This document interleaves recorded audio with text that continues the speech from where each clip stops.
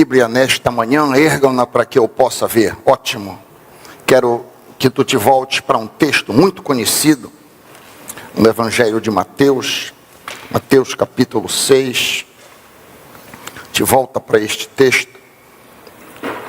A maioria de nós conhece o texto muito bem.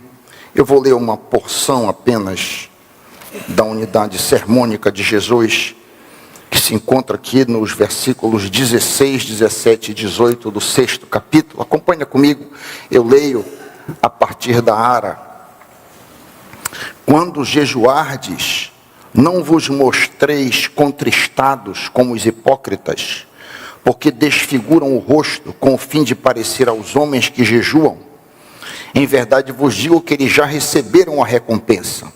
Tu, porém, quando jejuares, unge a cabeça e lava o rosto, com o fim de não parecer aos homens que jejuas, e sim ao teu Pai, que em secreto, e teu Pai que vê em secreto te recompensará.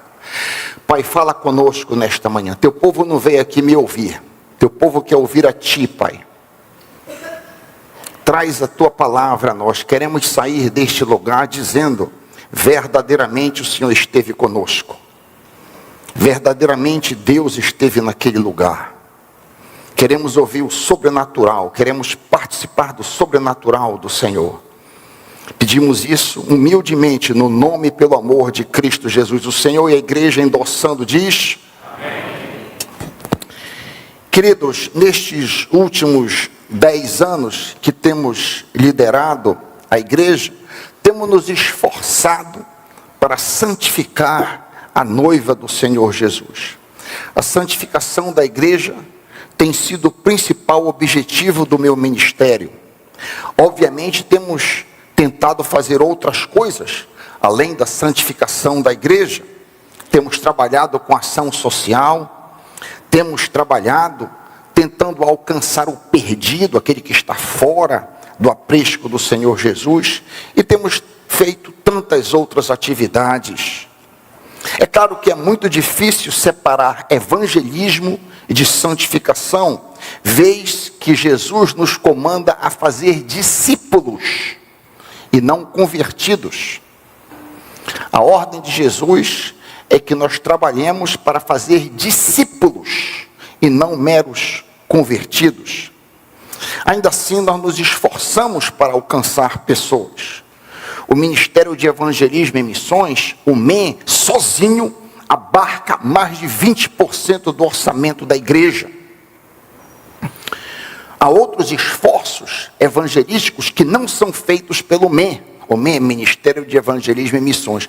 Outros esforços que a igreja depreende, como, por exemplo, o encontro de jovens com Cristo, é um esforço para alcançar jovens que não conhecem Jesus, que não tem nada a ver com o MEM. Então, dito isso, a igreja se esforça muito para alcançar aqueles que não conhecem a Jesus. Eu faço isso de muitas formas e maneiras também, mas a minha ênfase, o meu esforço maior tem sido a busca, a tentativa de elevar o nível da igreja, de santificar a noiva. Veja, no correto entendimento do comando evangelístico de Jesus, vemos que o evangelismo envolve o batismo e o discipulado. É exatamente isso que nós lemos na grande comissão. Ide, portanto, fazei, não meros convertidos, mas discípulos de todas as nações. De que maneira, Jesus? Batizando-os em nome do Pai, do Filho e do Espírito Santo. Só isso, Jesus? Não.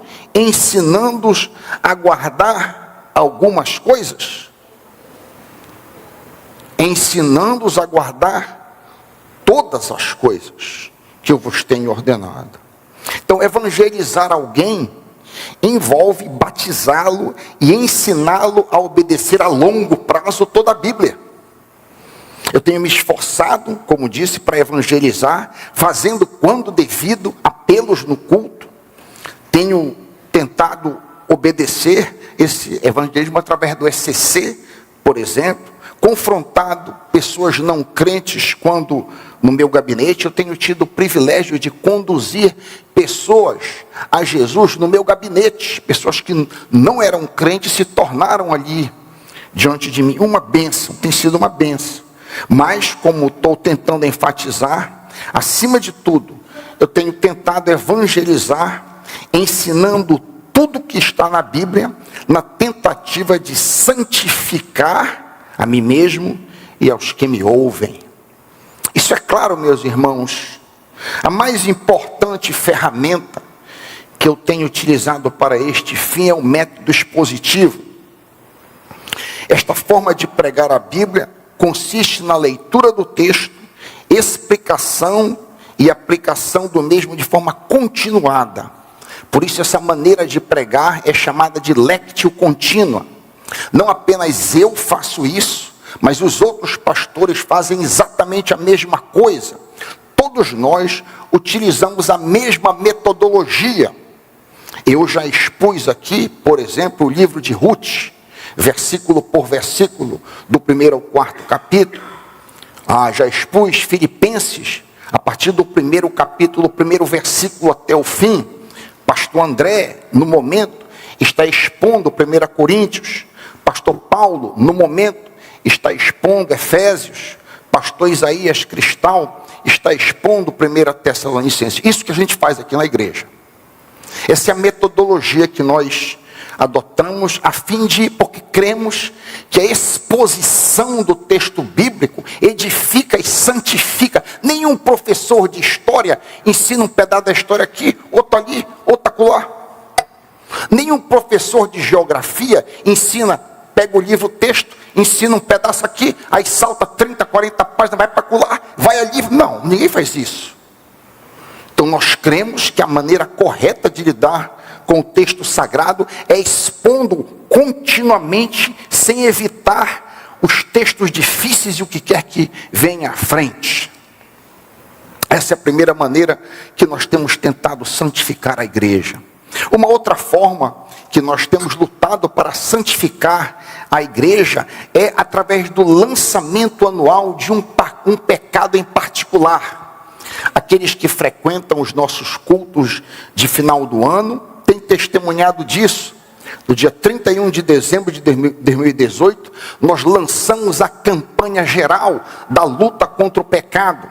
Naquela ocasião eu pedi que você mesmo escolhesse um pecado para o qual você é mais derrotado. Você escolhesse, desse um zoom nesse pecado e lutasse contra ele durante o ano. Em 2019, nós elegemos um pecado, o pecado da murmuração, para lutar. Muitos não sabiam que murmurar, reclamar era pecado. Escolhemos esse pecado. Em 2020, nós estávamos doentes e não houve lançamento de um pecado em particular. Em 2021, 31 de dezembro de 2021, nós lançamos a luta contra a pureza. A luta a favor da pureza, pornografia rampante, como eu recebo em gabinete, dezenas, centenas de pessoas que lutam, tenho visto ao longo dos anos. Nós lançamos esse desafio, que naquele ano a gente ia lutar para ser puro. Em 22, sugerimos a luta contra a ansiedade. No final do culto que eu estava lá embaixo, o membro antigo disse: pastor, eu nem sabia que a ansiedade era pecado. Em 23, lançamos o pecado da luta contra a língua. Em 24, contra a escravidão dos homens. Um pecado super comum. O desejo de agradar homens. E por fim, alguns dias atrás, hoje são 12 dias atrás, nós lançamos a luta para que nós liberemos perdão, para que nós perdoemos as pessoas. Obviamente, a luta do crente deve ser geral. Ele não pode apenas focar. A gente faz isso para facilitar, para que você enxergue aquilo que está mais lhe atormentando. Mas a nossa luta precisa ser holística. Nós precisamos estar lutando em todas as frentes. Quanto mais nós vencermos pecados, mais felizes seremos e, consequentemente, mais santos. Nestes últimos dias, eu tenho refletido, no final dessa década, de trabalho com os irmãos, eu tenho refletido, pensado, ponderado, eu tenho me perguntado como que eu posso elevar a igreja ainda mais, como que eu posso, na realidade, ajudar os irmãos a que juntos, você e eu, possamos crescer, nos tornarmos ainda mais santos, ainda mais puros, ainda mais parecidos com Jesus. E quando eu refletia, pensava e ponderava a respeito disso, o jejum me veio à mente. O tema do jejum. A Bíblia deixa muito claro que a vontade de Deus para nós é o avanço em santificação. Não é incomum eu encontrar pessoas fazendo pergunta: pastor, será que é vontade de Deus eu casar com essa ou com aquela pessoa? Pastor, qual é a vontade de Deus para a minha carreira? Eu devo ser dentista, advogado? Qual é a vontade de Deus para que pastor, será que é vontade de Deus eu ter filhos? Nós estamos casados há tantos anos e até agora não tivemos nem. Será que é vontade de Deus? Será que é vontade de Deus eu conseguir aprovação nesse ou naquele concurso? Qual é a vontade de Deus para a minha vida? A Bíblia não dá respostas pontuais e diretas para as questões que eu acabei de fazer. Mas há uma coisa que a Bíblia diz explicitamente. A Bíblia diz: esta é a vontade de Deus. O que é a vontade de Deus? 1 Tessalonicenses 4:3. A vossa santificação. Este é o desejo de Deus, que vocês sejam santos. Se você não tem esse desejo, se você não aspira ser santo, é muito provável que você não seja salvo. E aqui eu quero deixar bem claro: ter o desejo de ser santo e não simplesmente conseguir. Muitas das vezes nós não conseguimos. Então não é o fato que você consegue avançar ou não, é o desejo que você tem. Você vê esse desejo em você? Você aspira. Isso é o ponto principal que sempre me fez desconfiar se eu era crente antes de 1990, porque esse desejo não estava no meu coração. Eu era um religioso. Eu vinha para a igreja, eu era dizimista. Meus pais aqui, diáconos, eu fui criado numa igreja. Mas esse desejo não estava no meu coração. E este é a principal marca de alguém que recebeu a vida de Deus. Embora muitas vezes ele não consiga, ele deseja. Ele aspira ser mais santo. Este processo de nos tornarmos mais parecidos com Cristo, de adquirirmos mais e mais o seu caráter, é chamado de santificação. A Bíblia diz que sem santidade ninguém verá o Senhor. A Bíblia afirma que sem santidade ninguém verá o Senhor. Hebreus 12:4. Meu querido irmão, você que está me ouvindo nesta manhã, você foi escolhido por Deus não para ter um passaporte para a vida futura. Não foi para isso que Deus te escolheu. O que a Bíblia ensina quanto à nossa eleição, a escolha que Deus fez de mim e de você? Ouça. Deus nos escolheu em Cristo antes da fundação do mundo para irmos para o céu. É isso que diz o texto? Efésios 1:4. Deus nos escolheu nele antes da fundação do mundo para sermos santos. Essa é a escolha que Deus fez de você. Para você e eu crescermos em santidade. Jesus orou por você e por mim nos seguintes termos. Ouça a oração de Jesus por ti. Aspas, falando sobre os discípulos, falando sobre você e eu. Eles não são do mundo, como também eu não sou. Santifica-os na verdade. A tua palavra é a verdade. E a favor deles, ragueades, eu me separo, eu me santifico, para que eles também sejam separados, sejam santificados. Jesus foi separado para o Pai. De que forma? Amando tudo que o Pai amava e odiando tudo que o Pai odiava. Você e eu fomos separados para o Pai. De que forma, pastor Raik? Para amar tudo que o Pai ama e para odiar tudo que o Pai odeia. O que você e eu podemos fazer para amar cada vez mais o que Deus ama e para odiar cada vez mais o pecado? Eu citei aqui o método expositivo como instrumento nessa direção. Eu citei a eleição de determinado pecado para crescimento. Mas o que é que nós podemos fazer ainda mais para crescermos em santidade? É sobre este tema que nós estaremos refletindo. Isso foi talvez uma das maiores introduções que eu fiz aqui, 16 minutos de introdução. O contexto geral do texto que nós lemos, Mateus 6, nós lemos no começo do culto, a partir do primeiro versículo, ele trata daquilo que Jesus chama de prática de justiça. Você pode acompanhar comigo? Abra de volta lá, se o texto não está aberto no teu colo. Abre no teu colo, você confere o que a Bíblia diz, não o que eu digo. Mateus 6. Essa prática de justiça é ilustrada por 3 ações. Olha, 6, 2 e 1. A primeira é a prática de ajudar ou de dar esmola a quem necessite. A segunda prática é a prática da oração 6, 5 a 15. E a terceira prática de justiça é a prática do jejum 6, 16 a 17. Talvez vocês tenham estranhado o texto, o título por trás de mim. Eu coloquei de propósito, jejum, uma muito negligenciada justiça. Eu ponderei muito que título eu deveria dar para este. Isso pode assustar um protestante.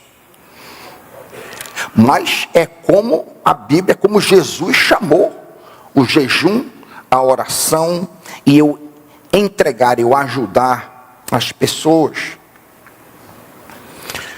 A NTLH chama isso de deveres religiosos. Como é que está escrito na tua Bíblia, Mateus 6:1? A Sociedade Bíblica Britânica chama isso de boas obras, as vossas boas obras. Que boas obras? Repetindo noutras palavras, que deveres religiosos são estes? O meu primeiro dever é ajudar as pessoas, ouça, exercitar meu cristianismo com relação ao próximo. O segundo dever é orar ou exercitar o meu cristianismo em relação a Deus. E o terceiro dever é jejuar ou exercitar o cristianismo em relação a mim mesmo. Em relação ao próximo, em relação a Deus, em relação a mim mesmo. A fórmula que Jesus utiliza tem a mesma introdução para cada um desses deveres. Jesus não faz diferença entre eles. Acompanha comigo, 6:2. Rotam, quando? 6:5. Quando? 6:16. Quando? A mesmíssima palavra, as 3 itens colocados no mesmo patamar. Cristo tem como certo que seus discípulos, você e eu, irão ajudar as pessoas, orar e jejuar. Se ele não tivesse essa expectativa, ele não teria dito quando, ele teria dito se orares, se jejuares, se deres esmola. Estes santos deveres são básicos para todos os cristãos. Existem muitas outras responsabilidades que os cristãos têm, sim. Por exemplo, trabalhar na obra do Senhor é uma responsabilidade que nós somos chamados. Entregar dízimos e ofertas com alegria é outra responsabilidade. E outras tantas, muitas responsabilidades. Mas essas 3 aqui são básicas. Esse aqui é o feijão com arroz. Esse aqui é o fundamento do relacionamento com o próximo, amar a Deus e ao próximo. O relacionamento com Deus, orar. E o relacionamento comigo mesmo. A ação da minha fé para com Deus, para com o próximo e para comigo mesmo. É fato indisputável que a esmagadora maioria dos crentes ora. Ninguém disputa isso na mesa, andando, é fato. Em segundo lugar, em um maior ou menor grau, os crentes ajudam o próximo. É verdade isso também. Porém, é lamentável constatar que a maioria dos crentes nunca orou, nunca jejuou na vida. A culpa é dele? Não. A culpa é do pastor que não ensina, que não trata deste assunto. É importante notar a ênfase de Cristo ao tratar desses deveres. Eles são inúteis se buscarmos através desses deveres a nossa própria glória. As nossas responsabilidades religiosas só têm valor caso sejam feitas para agradar a Deus. Todo ser humano, de uma maneira geral, é egoísta e deseja ser respeitado, honrado e admirado por todos. A conversão a Cristo destroniza o meu ego, me liberta de mim mesmo e me faz desejar honrar e admirar o Senhor. Cria em mim um desejo de que, ao invés de eu estar sendo honrado, eu desejo honrar e queira que os outros honrem ao Senhor também.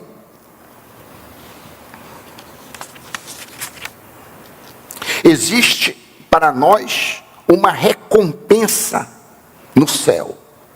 A Bíblia ensina claramente: tudo o que vocês fizerem, façam de todo o coração como para o Senhor, e não para as pessoas. E aí, vocês receberão do Senhor a recompensa da herança. E a recompensa que nós receberemos do Senhor é fazendo boas obras, orando, eu citei, ajudando e jejuando, com a intenção correta. O texto que lemos inicialmente para esta reflexão, Mateus 6, 16a, te volta comigo para ele. Inicia: quando jejuardes. Para aí. Como já afirmamos, Jesus espera que jejuemos. Cristo tem certeza que nós iremos jejuar. Ele não faz diferença entre a obrigação de ajudar, orar e jejuar. Ninguém disputa, por exemplo, que oração é importante. Nenhum crente aqui ia disputar que orar ao Senhor é importante, pois jejuar também é igualmente importante. Talvez você nunca tenha ouvido isso. Ninguém disputa que é importante ajudar o próximo. Uma vez que nós entendemos isto, a pergunta que se segue é: o que é jejuar? Como definir jejuar? Jejuar é se abster de alimentos por razões espirituais. Jejuar é se abster de alimentos por razões espirituais. Razões estéticas, razões de saúde ou quaisquer outras razões podem ser boas ou até mesmo necessárias, mas não produzirão os efeitos espirituais que o jejum bíblico se propõe. Para que eu receba a recompensa espiritual prometida no texto lido, é necessário que a minha motivação seja espiritual. No jejum, nós negamos à carne aquilo que ela deseja, objetivando focarmos mais claramente no nosso espírito. Este fortalecimento do meu próprio espírito pode ser chamado de, aspas, o exercício do cristianismo em relação a mim mesmo. A prática, a ginástica do cristianismo em relação a mim.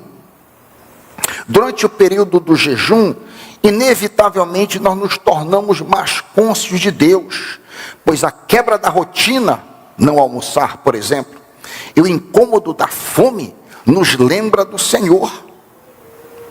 O resto do versículo 16 diz o que nós não devemos fazer. Acompanha comigo. Não vos mostreis contristados, como os hipócritas, porque eles desfiguram os seus rostos, para que os homens vejam que estão jejuando. Em verdade vos digo que já receberam a recompensa. Neste comando negativo, Jesus nos ordena a sermos o mais discretos possíveis. A Bíblia apresenta jejuns coletivos. Nós vamos ver isso aqui domingo que vem. E é legítimo jejum coletivo. Durante um tempo eu abri um zap e fiz alguns jejuns coletivos com alguns poucos voluntários aqui da nossa igreja que desejassem se unir. Mas no caso em pauta, Jesus não está tratando aqui, em Mateus 6, do jejum coletivo. Ele está tratando do jejum privado. Nesse jejum, ninguém deveria saber que você está jejuando, senão talvez seu cônjuge ou aqueles que moram com você, porque fica muito óbvio para eles que você não está comendo. É basicamente isso que Jesus está dizendo ao afirmar: não fiquem com o rosto triste, ou não fiquem contristados como os hipócritas. Os hipócritas são pessoas que fingem valores, sentimentos ou virtudes que na realidade não possuem. O nome da máscara utilizado nos teatros da Grécia Antiga era hipocrite. E os atores que usavam as máscaras eram os hipocrites. Desta forma, os atores gregos, os hipocrites, se escondiam atrás das máscaras para incorporar determinado papel. Simplesmente o hipócrita é alguém que está fingindo alguma coisa. É alguém, é um mentiroso. O polo oposto do hipócrita é o honesto. Jesus condenou severamente os hipócritas, mas perdoou imediatamente os honestos. Jesus foi duríssimo no trato com os hipócritas, mas Jesus foi bondoso com prostitutas, ladrões, facínoras, assassinos e etc. Aparentemente, no nosso contexto, quando os fariseus jejuavam, eles não lavavam o rosto, por isso que Jesus disse: lave seu rosto, e colocavam cinzas na cabeça. Isso impressionava as pessoas. Lemos em Lucas 18, 12, que eles praticavam o jejum 2 vezes por semana. O verso 16 termina dizendo que os hipócritas, aspas, já receberam a sua recompensa.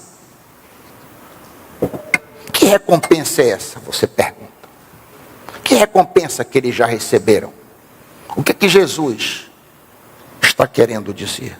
A recompensa que eles receberam é a admiração das pessoas, é a fama de santidade, é o respeito que as pessoas pensam que eles eram mais espirituais do que na realidade eram. Essa é a recompensa que os fariseus receberam naquela época. Que Deus nos guarde desta chaga. Que Deus nos proteja da doença da hipocrisia. Domingo que vem, nós vamos seguir. Eu quero terminar o texto e eu quero demonstrar para os irmãos que a prática do jejum é vista no Velho e no Antigo Testamento. Eu quero mostrar para os irmãos quais são os objetivos do jejum. Por quê? Para que jejuar? Como começar a jejuar se você nunca jejuou? E eu quero, acima de tudo, compartilhar com os irmãos as promessas para aqueles que jejuam. Veja, há uma recompensa, claramente. Jesus diz no versículo 18, no final dessa unidade: e teu Pai que vê em secreto te recompensará. Olha, você quer saber que recompensa é essa?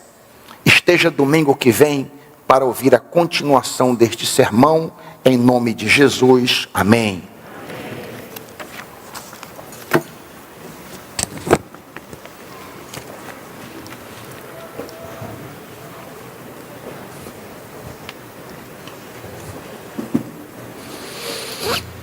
Fiquemos todos em pé.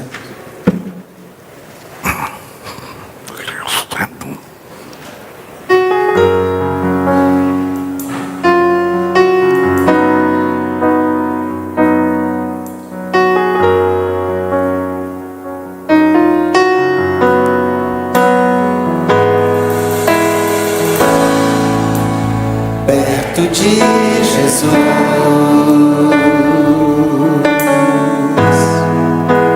sempre quero estar. Tudo que preciso, Pai, sempre encontro junto a Ti.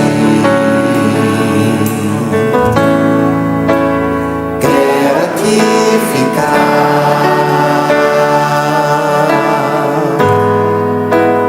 nunca me afastar.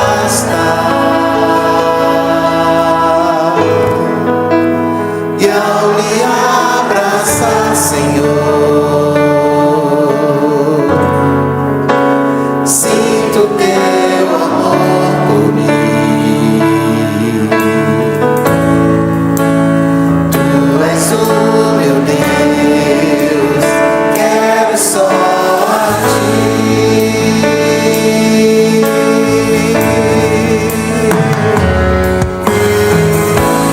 Quero entregar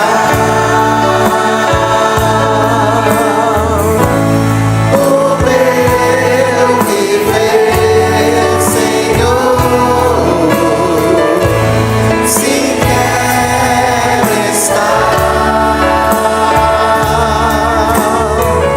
bem junto a Ti, Jesus.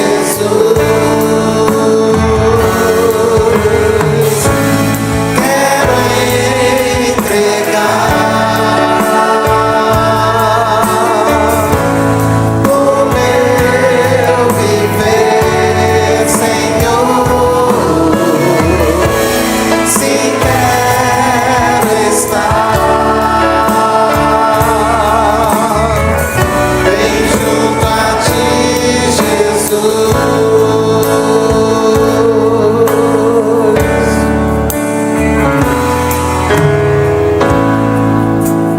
Perto de Jesus,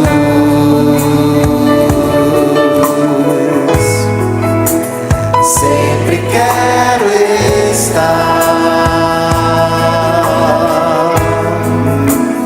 Tudo que preciso, Pai,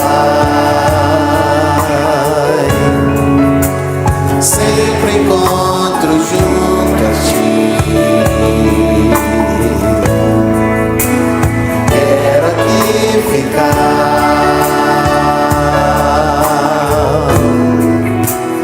nunca me afastar.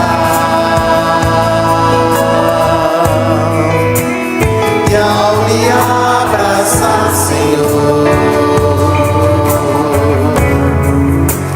sinto teu amor por mim.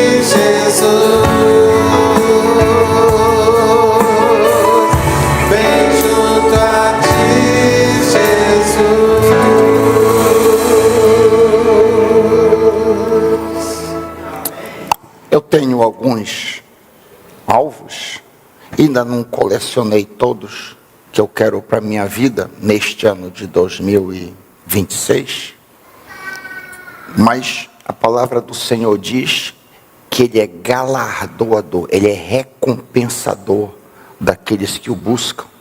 Você crê nisso?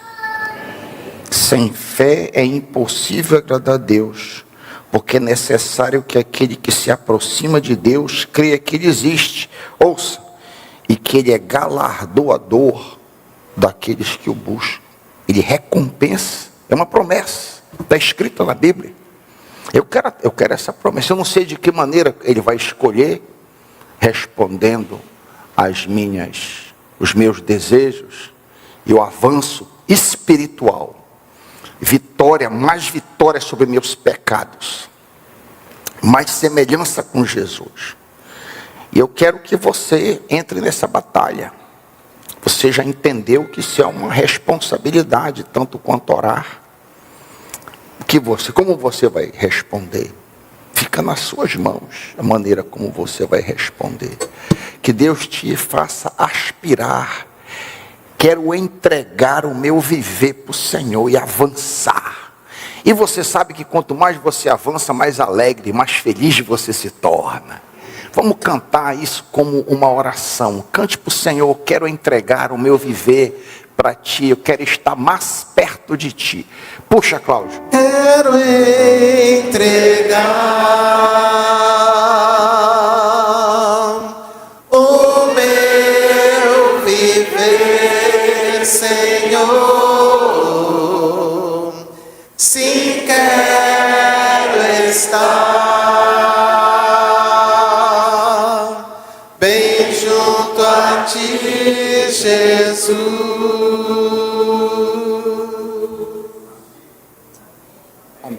Amém. Se você faça esforço para estar aqui domingo que vem, faça esforço.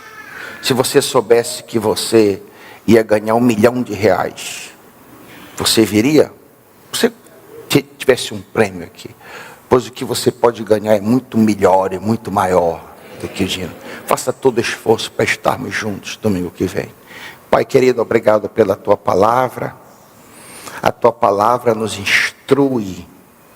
A Tua palavra nos ensina. A Tua palavra é lâmpada para os nossos pés e luz para nossos caminhos. Pai, cria mais sede nos nossos corações, mais fome de Ti, Pai. Me ajuda a começar de mim, Pai, me ajuda.